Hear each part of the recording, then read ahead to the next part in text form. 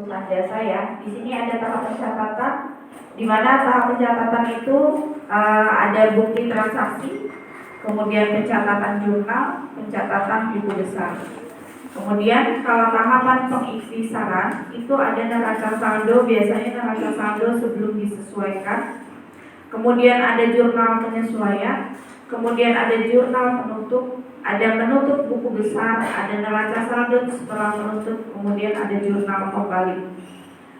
Kemudian tahap laporan yaitu laporan perubahan ekuitas, laporan posisi keuangan, laporan arus kas, dan catatan atas laporan keuangan atau dinamakan kertas kerja.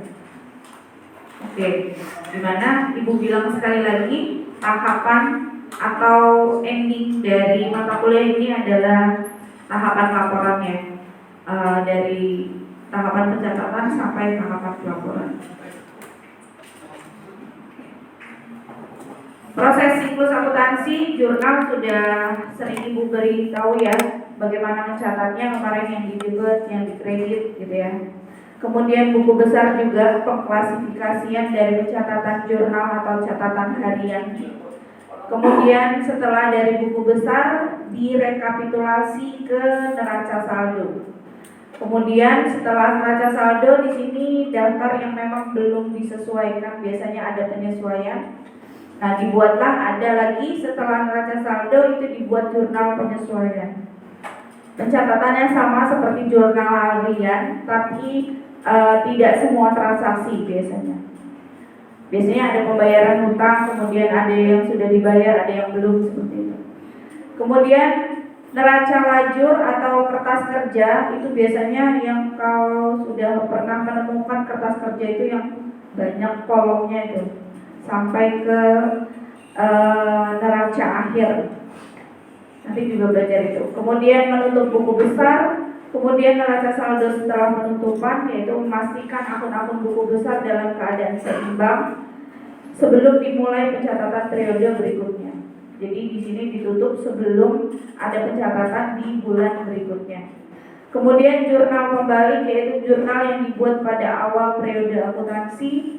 Berarti jurnal pembalik itu biasanya setelah terjadinya tutup buku. Nanti kalau ada kesalahan pencatatan jurnal gitu ya, pencatatan buku besar, nanti dicatatnya di jurnal pembalik. Biasanya kalau ada kesalahan nominal maupun perkiraan atau akun ya. Kemudian konsep entitas terpisah. Jadi konsep entitas terpisah itu Ibu sudah pernah bilang, sudah pernah mencontohkan agar keuangan perusahaan sama keuangan pribadi itu terpisah, baik itu penggunaannya maupun pencatatannya ya. Biasanya orang pribadi kalau memang dia jeli atau apapun itu bisa mencatat ya, walaupun ada catatannya di laporan keuangan, yaitu buku perbankan bisa jadi. Kemudian perusahaan dianggap terpisah dengan pemiliknya. Sudah Ibu contohkan apa kemarin? Lupa. Yang ada toko bapaknya, toko anaknya, terus pinjam uang untuk kembalian itu.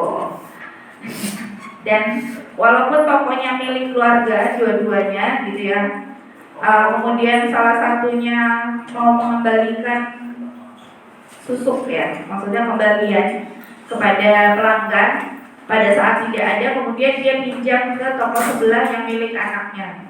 Dan itu dari karena meminjam punya anaknya yang untuk kembalian tadi itu harus dikembalikan. Jadi nggak boleh walaupun gampang nanti itu anak saya gitu kan, itu nggak bisa. Jadi contoh kecilnya saja ya.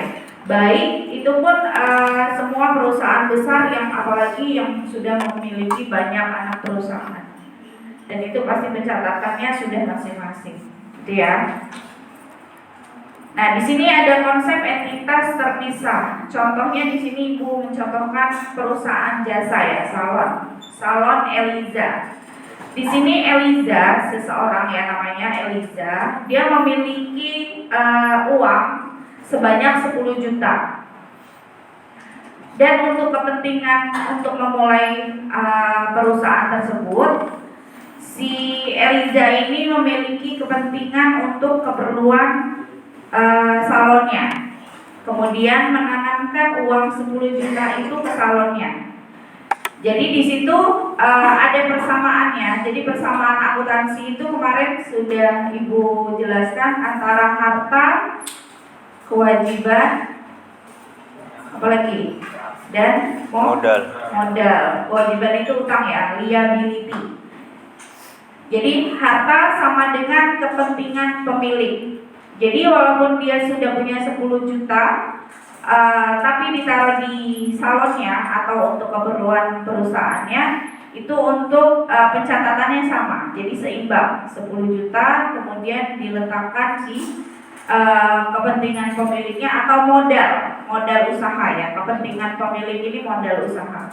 Jadi itu 10 juta, sama-sama 10 juta. Jadi dia walaupun belum beroperasi, dia sudah memiliki harta intinya, punya kas ya, punya kas sebesar 10 juta. Kemudian lain halnya kalau si Eliza ini memiliki harta atau uang 10 juta itu berasal dari pinjam. Ya, beda dari halnya dari pinjam. Jadi kalau pinjam itu hartanya itu kan ada kepemilikan, kepentingan pemilik itu kewajibannya sebenarnya hutang. Jadi di situ ada kreditur, berarti itu bunganya. Jadi hartanya berarti menjadi 11 juta walaupun dia posisinya hutang, tapi untuk keperluan perusahaan. Tetap saja itu dihitung sebagai harta si Eliza walaupun hutang, ya tetap. Karena belum digunakan atau dioperasionalkan ke dalam perusahaan. Ini masih modal awal intinya. Kalau ini tadi dia punya uang cash gitu ya. Kalau ini dia pinjam dari bank gitu. Di sini kreditur itu bank ya. Kemudian analisis transaksi dan jurnal. Nah, di sini. Sebenarnya kunci dalam membuat sebuah jurnal itu ini. Jadi kategorinya aset apabila bertambah dia akan di sebelah debit gitu. Apabila berkurang dia sebelah kredit. Nanti saldo normalnya adalah debit. Biasanya gitu. Saldo normalnya debit. Biasanya ini pencatatannya nanti di kertas kerja. Nanti ada penghitungannya. Kemudian kalau liability atau hutang, apabila dia bertambah, kalau kita punya hutang bertambah waktu itu, maksudnya hutang baru gitu ya, itu letaknya di kredit. Tapi kalau berkurang di sebelah debit. Kayak mana kemarin hutang? Kalau hutang bertambah sebelah mana? Ayo kalau hutang. Jurnalnya gimana? Kalau utang bertambah kredit, debitnya apa? Berkurang. Debitnya berkurang. Apa yang berkurang? Utangnya. Jadi kita kalau minjam uang, yang bertambah apa dulu? Uang kan? Kita pinjam uang nih, kita dapat uang. Jadi yang bertambah pertama adalah kasnya dulu. Kan di situ kalau utang bertambah di sebelah kredit berarti utang. Jadi yang bertambah uangnya itu di sini dulu nih, ya kan? Misalnya kita pinjam 100.000, ya kita punya uang 100.000 kan walaupun hutang. Tapi pada posisi hutang bertambah itu di sebelah kredit. Ya gitu. Kalau berkurang kebalikannya, utang pada kas. Kan uangnya berkurang untuk bayar utang, gitu. Analisisnya kayak gitu. Ngerti nggak? Ngerti ya? Jadi kita pinjam uang, utang bertambah itu di sebelah kredit. Tapi kalau utangnya berkurang, kita udah menutup utang, berarti uang yang untuk bayar kan uang dari kas kan? Uang yang kita miliki untuk bayar utang gitu ya. Kemudian kalau modal modal bertambah itu di sebelah kredit. Kenapa modal bertambah di sebelah kredit? Sama nih halnya dengan utang tadi, sama ya, sebelah kredit. Berarti kalau modal bertambah sebelah kredit berarti sama saja dia kas pada modal. Sama-sama bertambah, uang bertambah dan modalnya pun bertambah.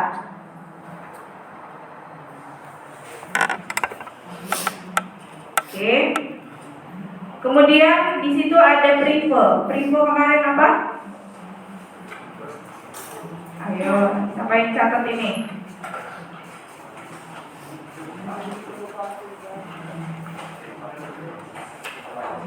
Pengambilan pribadi. Pengambilan pribadi. Privo itu pengambilan pribadi. Oke, kemudian pendapatan. Kalau pendapatan sama itu, kalau bertambah sebelah kredit, kalau berkurang sebelah debit. Kemudian beban atau biaya ya, itu kalau bertambah debit, kalau berkurang kredit. Kalau saldo normalnya disesuaikan mana yang lebih besar nantinya. Oke, lanjut. Untuk menentukan analisis transaksi, yang pertama tentukan akun-akun dipengaruhi oleh transaksi. Contohnya kas, piutang, usaha, kemudian persediaan. Kemudian tentukan kategori dari akun yang dipengaruhi oleh transaksi, apakah termasuk akun aset, liability atau liabilitas, privo, ekuitas, pendapatan atau beban. Kemudian tentukan apakah transaksi tersebut menambah atau mengurang. Jika Anda menerima kas, maka akan kas bertambah ini tadi. Kemudian lihat aturan mendebit dan mengkredit yang tadi ya, aturannya yang tadi. Kemudian masukkan nilai transaksi ke dalam akun sisi debit atau kredit berdasarkan aturan mendebit dan mengkredit. Kita langsung proses contohnya saja ya. Di sini ada 10 transaksi. Kita sama-sama ya. Kita mulai membuat jurnal nih.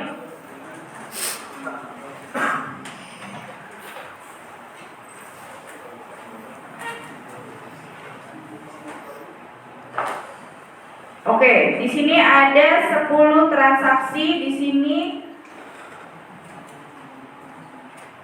Yang pertama itu Tuan Najib menyetorkan modal Rp 75 juta. Siapa yang bisa buat jurnalnya? Tadi udah Ibu Sigo. Kas bertambah. Berarti apa yang bertambah? Kas. Nah, berarti kas pada modal 75 juta. Oke. Ini modal. Biasanya di pencatatan jurnal dijelaskan ya di bawahnya. Ya. Kemudian kedua, perusahaan membayar beban sewa sebesar 25 juta. Kas berkurang. Kasnya berkurang. Berarti modal juga berkurang. Berarti kasnya berkurang di sebelah Kiri. sebelah kredit. Apa sebelah debit? Kredit. Berarti di sini adalah beban sewa pada kas. Kan uangnya berkurang ya untuk bayar sewa. Di situ perusahaan membayar beban sewa sebesar 25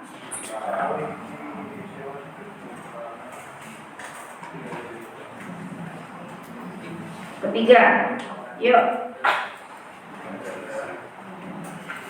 Ketiga sama keempat tuh ada dua transaksi ya. Yang pertama si Tuan Najib tersebut ya menerima tagihan listrik dari PLN. Apa maksudnya? Berarti dia punya hutang. Hutang bertambah tadi di sebelah. Ayo.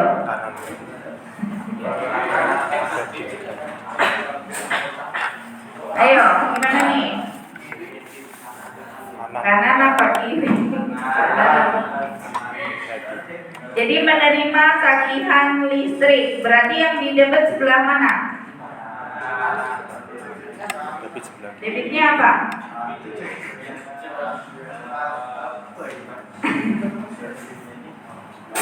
Ayo, ini baru menerima. Jadi dia si perusahaan tersebut menerima kwitansi atau tagihan dari PLN, ya kan? Baru menerima, tapi belum dibayar. Yang dibayarnya nanti di yang nomor 4.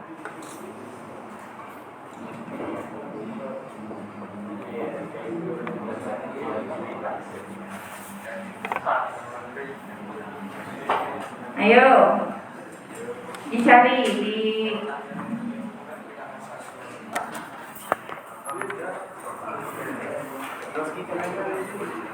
sebenarnya pencatatannya ada di sini.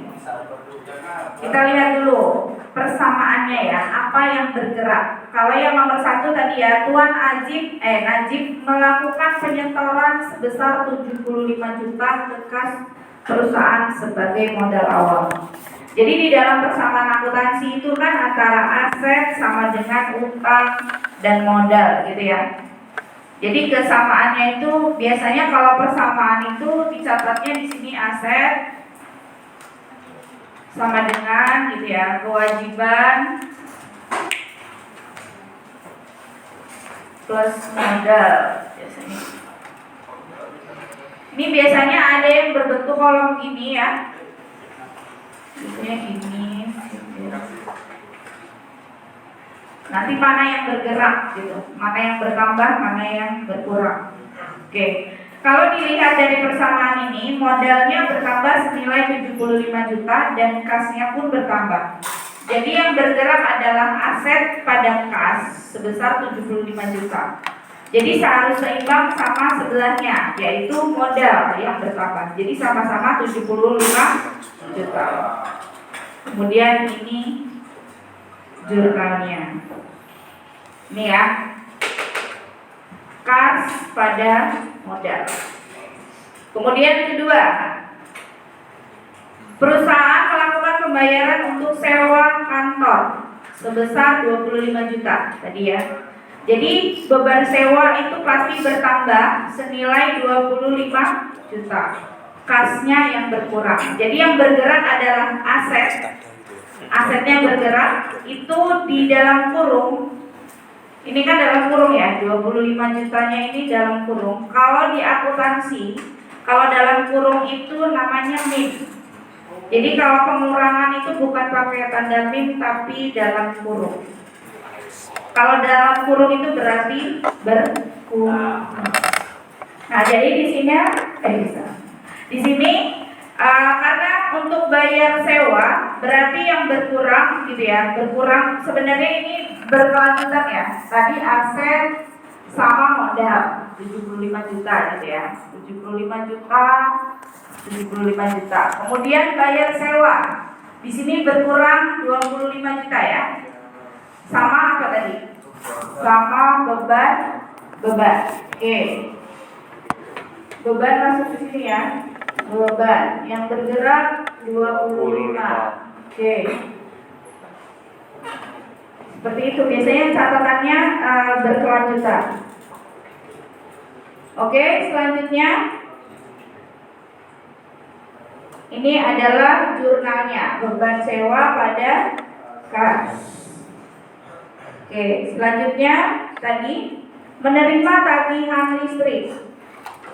Berarti di situ ada beban listrik bertambah senilai 1 juta, kewajiban bertambah senilai 1 juta. Berarti di situ yang bergerak adalah utang dan jadi kalau utang itu masih di dalam sini ya, sama dengannya sebenarnya bisa.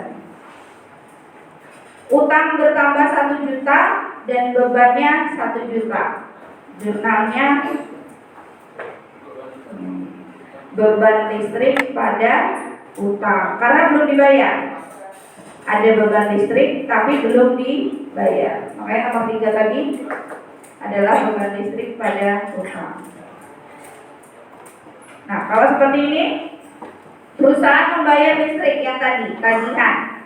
Kewajiban berkurang senilai 1 juta, kas berkurang senilai 1 juta. Oke, sama-sama berkurang ya. Jadi kalian bisa lihat di situ apa? Ininya, jurnalnya. Kas berkurang. Yang berkurang apa? Kas. Kurang kas utang. Ayo. Tadi kan kalau ini beban listrik pada utang. Berarti utang listrik pada gitu loh. Pada kas. Karena mengurangi kas. Oh, ini jurnalnya. Lanjut. Mengerti ya? Lanjut. Perusahaan menerima tagihan telepon. Nah, baru menerima tagihan, ingat. Oke. Yang bertambah adalah utang dan beban. Berarti jurnalnya sama lo yang kayak listrik tadi. Ayo angkat tangan. Yuk. Ayo. Beban bayar telepon ke Beban telepon pada utang. Oke. Kita lihat. Ya. Sama loh ya kayak tadi. Beban telepon pada utang. Oke, 1 poin. Lanjut. Ke-6, perusahaan membayar. Yuk. Angkat tangan. Jurnalnya. Ya. Duluan Kak. Utang telepon pada kas. Utang telepon pada kas. Betul. Nah, ini jurnalnya. Jadi sama kayak tadi listrik ya. Beban telepon pada utang. Kemudian utang dibayar, kasnya yang berkurang. Lanjut. Ke-7. Perusahaan berhasil menyelesaikan pekerjaan potong rambut. Ini masih salon ya. Artis ibu kota senilai 35 juta. Berarti ini adalah pendapatan. Oke. Kas pada apa? Ayo.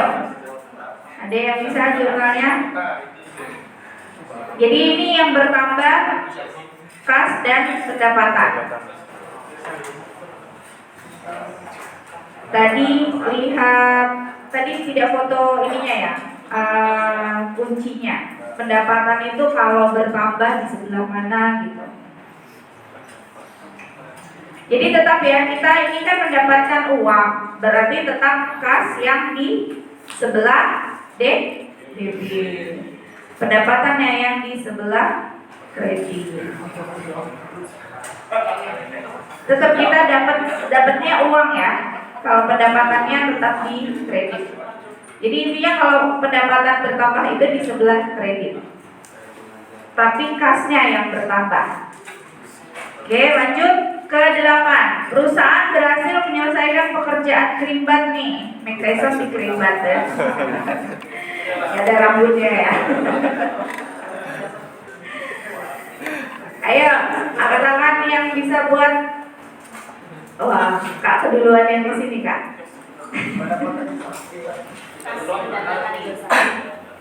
Kas pada pendapatan. Ya, sama ya sama tadi ya, karena kita mendapatkan uang dari pekerjaan. Yuk, lanjut. Selanjutnya udah dikirim kakak yang jawab ya. Oke. Suatu perusahaan membayar gaji pegawai sebesar 5 juta. Ya Kak? Beban gaji pada kas. Betul. Betul nggak? Oke, beban gaji pada kas. Sama tadi, sama pembayaran apa tadi?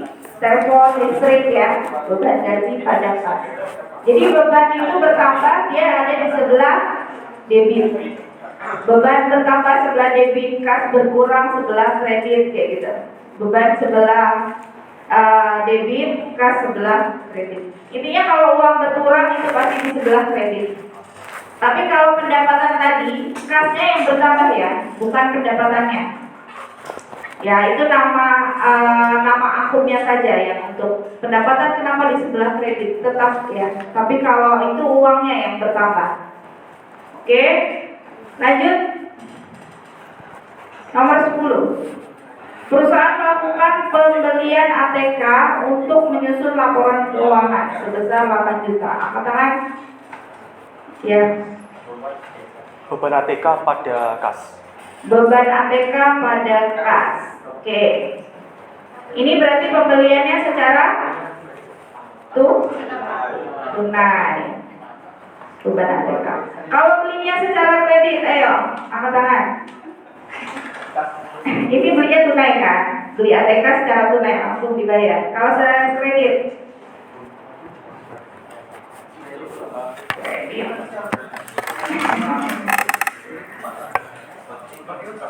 berarti kalau kredit itu kan kita hutang ya. Kalau yang sudah dapat poin besok lagi ya Kak. Satu pertemuan 1 poin ya, gantian sama temennya. Yuk, kalau kredit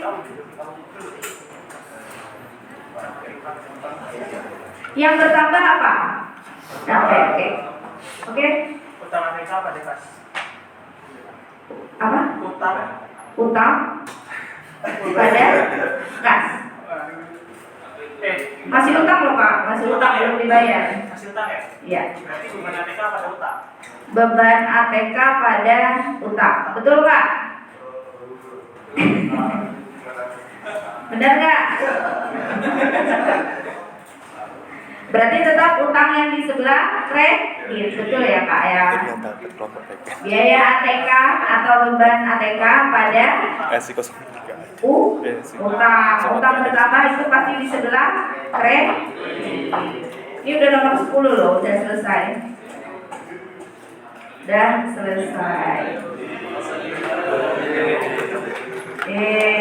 Ada pertanyaan? Masih bingung? Masih bingung? Apa yang bingung? Ayo, dari beberapa transaksi ini. Sebenarnya maksudnya yang tadi ya, nih.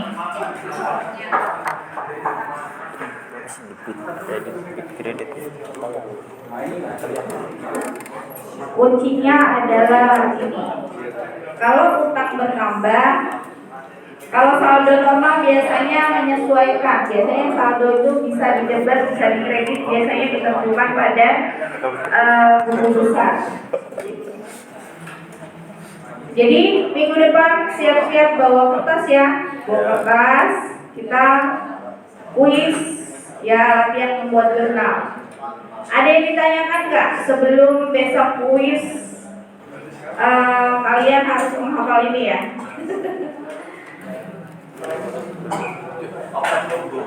Open book.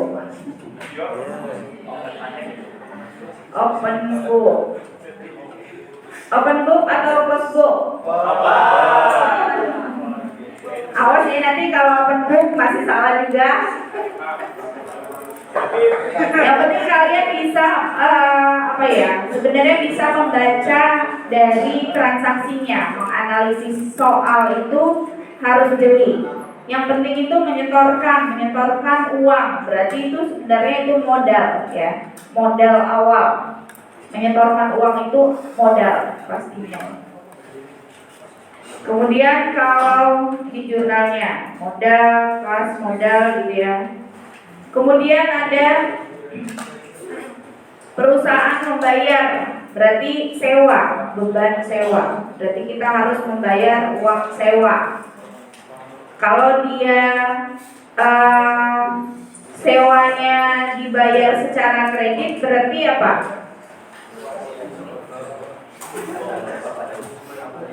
Beban sewa pada utang. Berarti bukan kas yang berkurang ya. Atau yang bertambah, tapi utangnya gitu. Jadi perbedaan tunai sama kredit ya. Perbedaan tunai sama kredit, kalau tunai yang berkurang itu pasti kas. Tapi kalau kredit itu pasti yang sebelah kreditnya hutang. Udah intinya gitu. Ya. Kayak tadi kan, tadi beli ATK-nya secara tunai. Kalau kredit seperti apa? Berarti hutangnya yang bertambah, berarti di sebelah kredit. Oke, sampai sini ada pertanyaan? Nanti dipelajari lagi, Ibu akan share ke Wasmita untuk materinya. Ini cuma sampai sini. Ada lagi kan? Ada yang belum resensi? Apa ini? Resensi apa? Info Padang. Mau manual, silakan.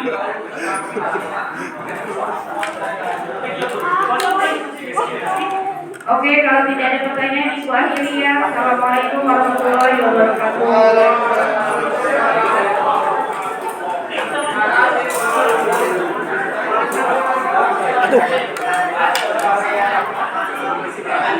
Terus Bu, ada orang.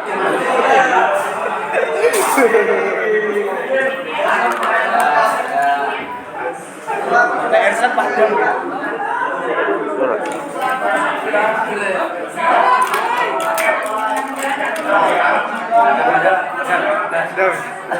Terus lo, sudah ngajak Padang.